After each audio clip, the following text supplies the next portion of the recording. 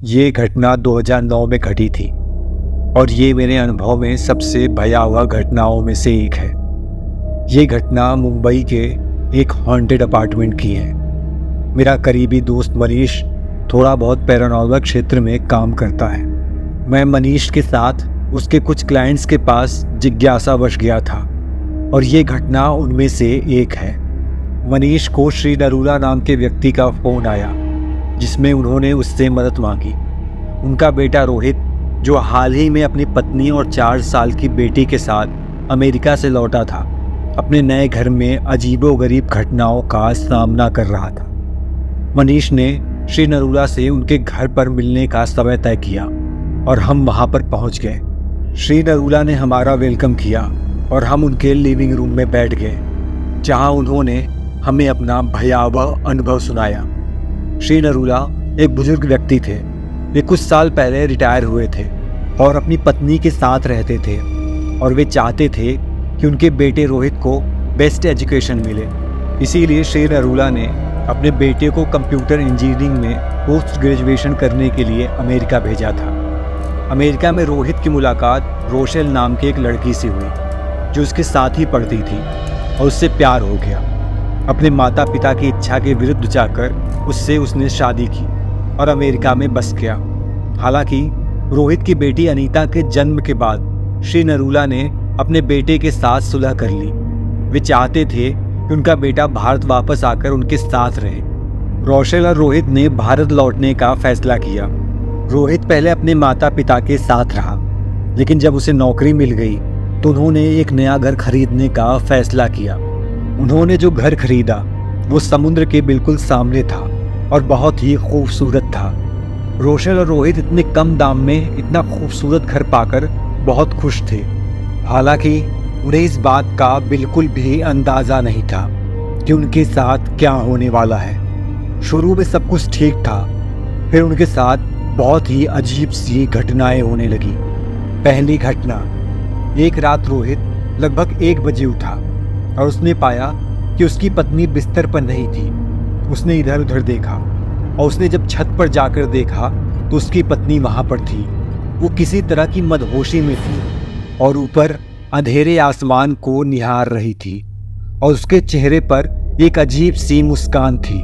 उसने उसे हिलाया और वो अपनी मदहोशी जैसी अवस्था से बाहर आ गई। रोशेल को ये भी याद नहीं था कि वो छत पर कब आई और अपने बिस्तर से कब उठी। बाद में दोनों इस बात को भूलकर अपने डेली रूटीन में लग गए। तभी कुछ अजीब घटना घटी जिसने रोहित को बुरी तरह डरा दिया। ये दूसरी घटना थी। रोहित को अपने क्लाइंट के साथ देर रात के डिनर मीटिंग में शामिल होने के लिए जाना था और वो रात करीब 1 बजे घर आया। वो दरवाज़ा खुला देखकर हैरान रह गया। वो जानता था कि रोशेल इतनी लापरवाह नहीं होगी कि रात को दरवाज़ा खुला छोड़ दे। रोशेल और अपनी बेटी अनीता की सुरक्षा के डर से वो जल्दी से घर के अंदर गया और रोशेल को आवाज लगाई। उसने केवल अपनी बेटी के बेडरूम से आती हुई एक धीमी चीख सुनी। वो चीख अनीता की लग रही थी। वो जल्दी से अंदर गया और ये देखकर भयभीत हो गया कि उसकी बेटी कमरे के एक कोने में बैठी हुई थी और रोशेल उसके पास बैठी हुई थी और वो भयानक मुस्कान के साथ अनीता को घूर रही थी। रोहित रोशेल पर चिल्लाया, जिससे वो फिर से सम्मोहन से बाहर आ गई। फिर से रोशेल को कुछ भी याद नहीं था कि क्या हुआ था। अनीता ने रोहित को बताया कि उसे हमेशा की तरह रोशेल ने रात करीब 10:30 बजे बिस्तर पर लिटाया और कमरे में अकेला छोड़ दिया। वो गहरी नींद में ही थी जब किसी ने उसे जोर से हिलाया। वो बिस्तर से उठी तो उसने देखा कि ये उसकी माँ ही थी, जो उसे घूर कर देख रही थी और उसके सामने बैठी थी। वो ऐसी भाषाओं में गाली दे रही थी जो उसने अपने जीवन में नहीं सुना था। रोशेल पागल औरत की तरह जोर जोर से बोल रही थी और हंस रही थी और साथ में रो भी रही थी। उसकी आवाज अलग लग रही थी। उसके चेहरे पर उसके लंबे बाल थे। ये रोहित के घर में कदम रखने से ठीक 10 मिनट पहले की बात थी, जिसने शायद बच्चे को और अधिक नुकसान होने से बचा लिया।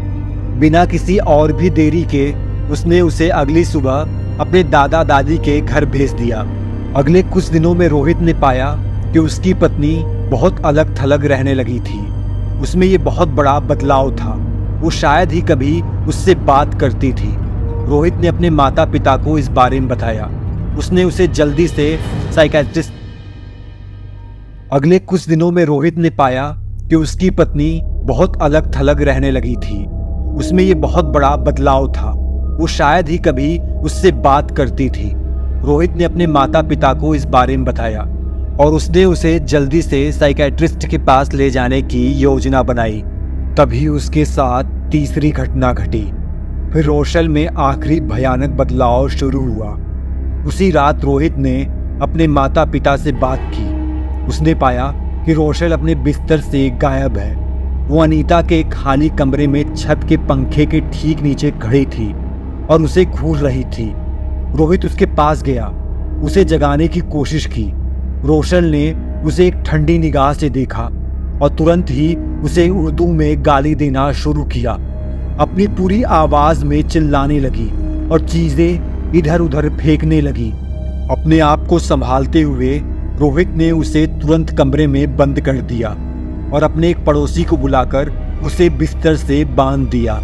वो कुछ समय के लिए बहुत ही आक्रामक रही, लेकिन बाद में शांत हो गई और गहरी नींद में चली गई। उसे तुरंत अस्पताल ले जाया गया और डॉक्टरों द्वारा उसकी पूरी जांच की गई। डॉक्टरों द्वारा की गई जांच में कुछ नहीं निकला और उसे छुट्टी मिल गई। जब वो घर पे आई तो उसने फिर से आक्रामक व्यवहार शुरू कर दिया। ऐसा डेली नहीं होता था, बल्कि ये तब अचानक होता था जब आप इसकी कम से कम उम्मीद कर रहे हो।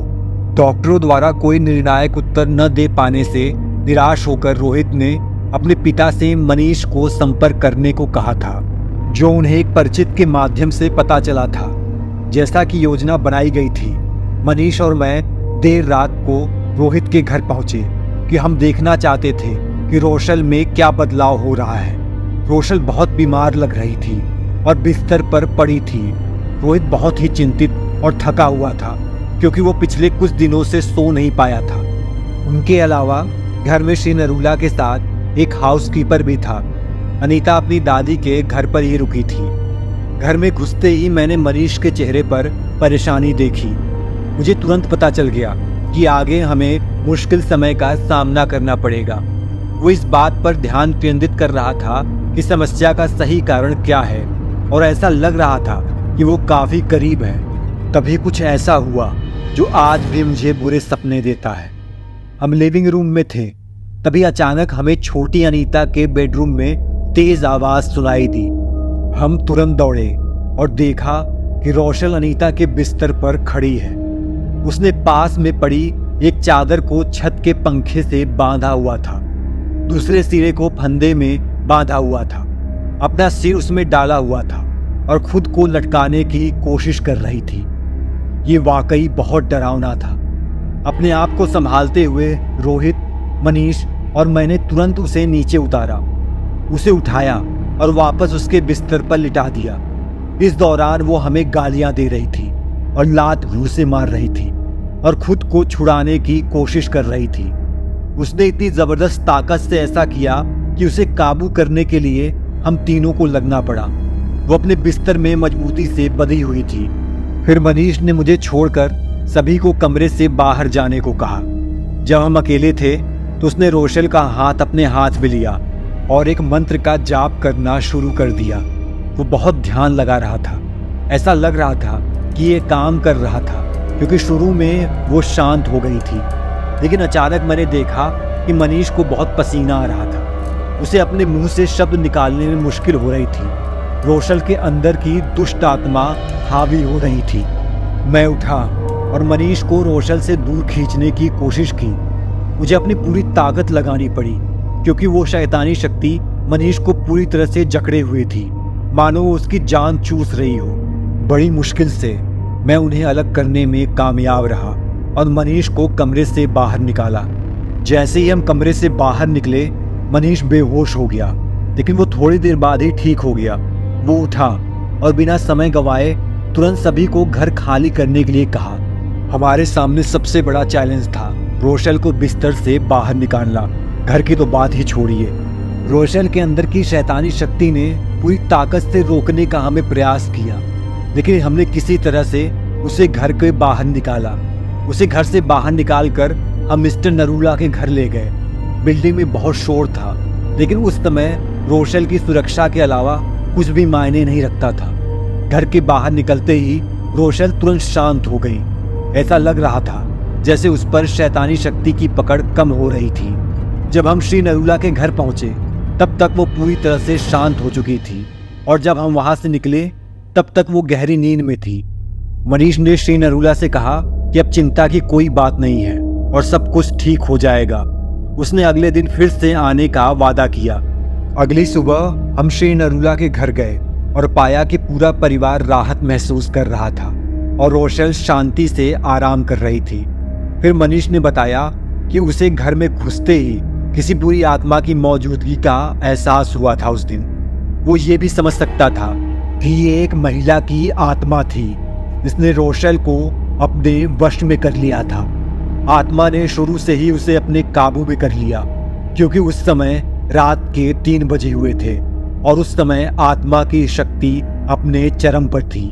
वो शायद अगली बार उस शक्ति को रोकने में सक्षम था, क्योंकि शायद भोर होने वाली थी और रोशल पर बुरी शक्ति का प्रभाव कम हो रहा था। उसने हमें बताया कि उस दिन रोशल मरने से बच गई थी। उसने नरूला को चेतावनी भी दी कि वे उस घर में फिर कभी न घुसे, क्योंकि हमने केवल अस्थायी रूप से उस आत्मा को वश में किया था और उसे पूरी तरह से खत्म नहीं किया था। मनीष और मैंने बाद में कुछ पूछताछ की और पाया कि रोहित और रोशल से पहले एक मुस्लिम कपल वहां रह रहा था।